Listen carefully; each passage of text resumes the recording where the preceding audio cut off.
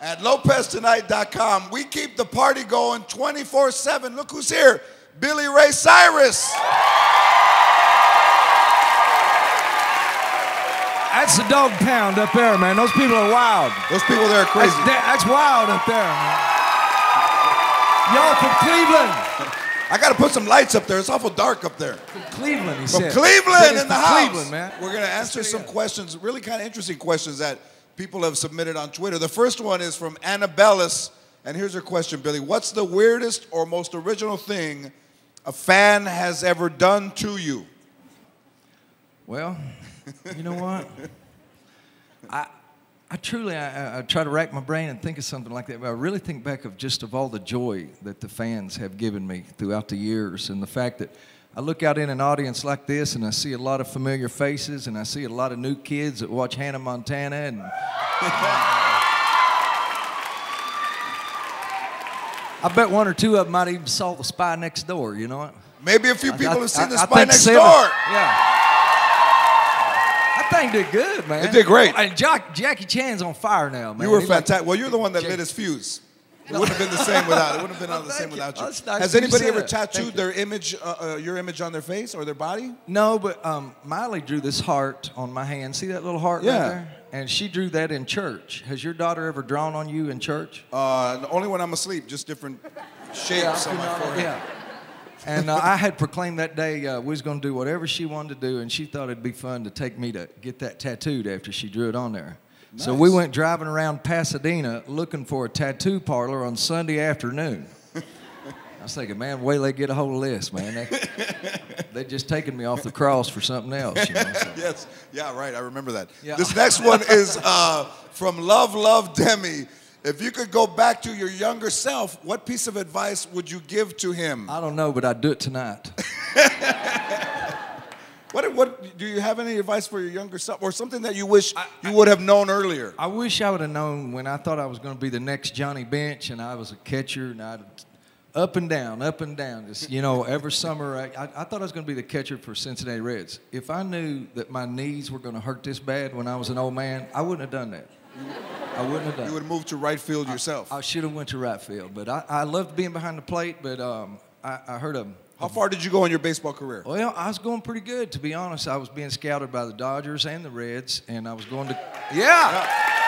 Which one? Dodgers or Reds? Which one? Dodgers.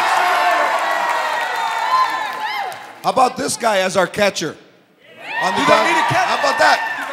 They need that's what I want to do is go back. I've always regretted the fact that I didn't give baseball a shot. Let's see. Let's assume the position. Like I'm in Nashville? No. All right, like this. All right, right here. Now, come on. Oh. That's the coolest catcher you'll ever see in baseball right there. Come on, baby. I keep it high and tight and move it around. You know what? It's all about keeping the ball in front of you. My dad used to take me out, and he'd throw ball after ball after ball, and I'd put my mitt to the side, and I'd have to block it with my body because I saw that Johnny Bench, as long as you got that body and you cup your shoulders around to keep the ball in front of you, that's it. And you know what? It's the same thing about life. You focus on your goals, the things that you want to happen in your life. You set a dream, and you chart a course to reach your vision. You know what I'm saying? Agreed. And I think it's great advice. Absolutely. Keep your eye on the ball. Keep your eye on the ball.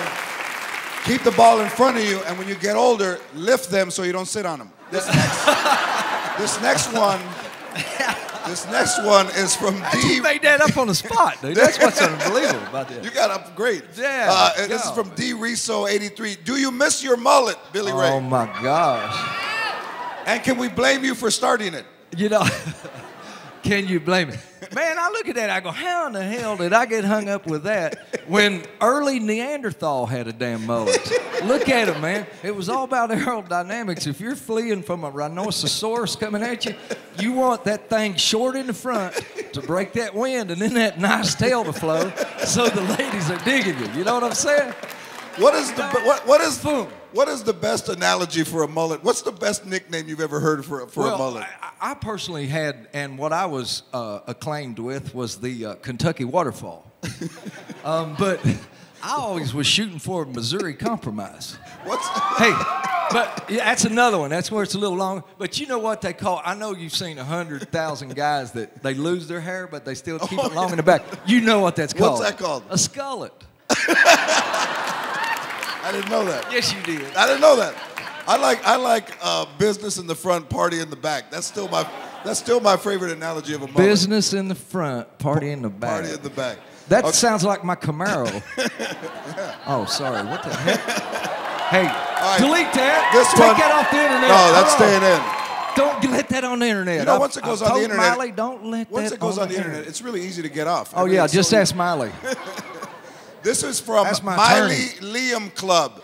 Do you obsess about your hair as you did on Hannah Montana? Wash, rinse, repeat, gel, mousse, etc. And she says LOLs. Do you obsess about your hair? I got it. You know what? I'm going to come out of the closet tonight and tell you the truth, all right? All right, I'm just going to be real with you. I was going through the kitchen the other night, and my little Noah hollered at me. She said, Daddy, watch you on this. You're funny. And about that time, I went into that thing about my hair and the wash, rinse, and all that stuff. And her little face sitting there laughing.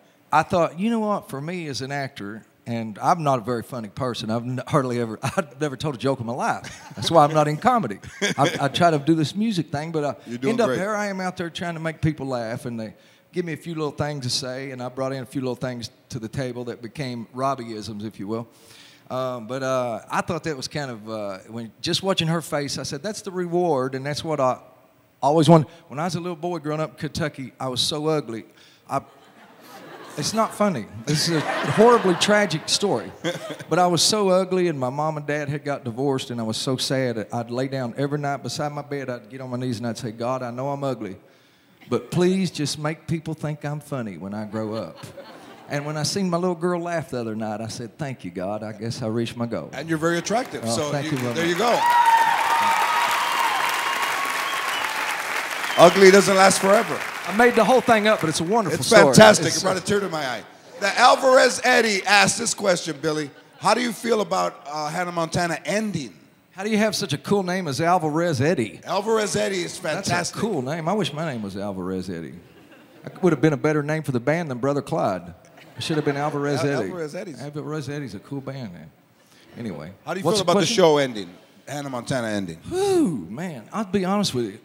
It's really refreshing to be in a space where I can do things that I was really born to do, like play music. And this band, Brother Clyde, and this album, these songs, it's pretty real for me. You know, you ask about what was it like even before Hannah Montana ended. I had another season to go film that really I was living a whole different set of emotions, and it's evident by the songs in the Brother Clyde album.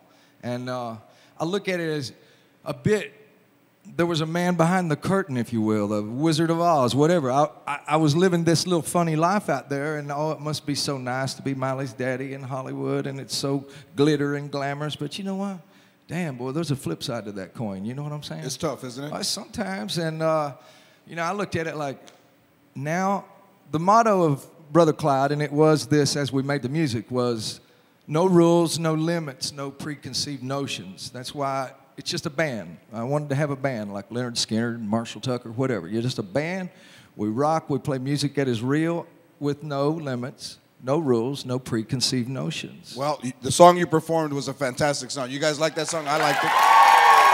Well, thanks all the Twitters for their question. Follow me on Twitter at George Lopez to find out what celebrity will be taking questions next. Let's thank Billy Ray Cyrus, everybody. And check out Billy's new band, Brother Clyde. Their album comes out August 10th. Thank you, Billy Ray Cyrus.